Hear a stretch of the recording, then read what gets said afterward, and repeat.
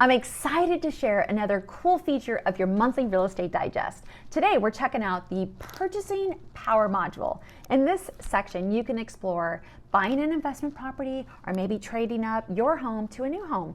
The Purchasing Power module allows you to see what you could potentially afford using the equity in your current home. It's really cool. Here are the 4 sections of this module. The first one you'll see, get your dream home. In this scenario, you could potentially sell your current home and use that money minus the selling cost as a down payment on your dream home. Next, buy a rental property.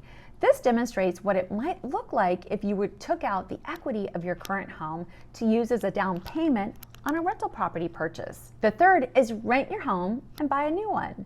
In this case, you could use the equity of your current home for the down payment on a new home that you would live in, and then after you've moved, you could keep your old home and rent it out. And lastly, sell and pocket the cash.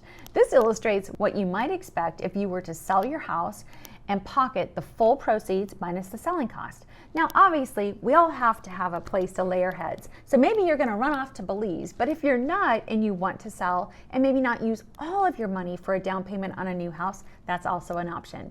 Please keep in mind that these scenarios are based on you having enough equity to be able to achieve all of them.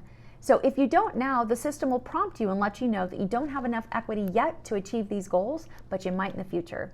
Please know we are here to talk you through this. So if you have any questions, don't hesitate to reach out. We'll see you next time on another Homebot Digest.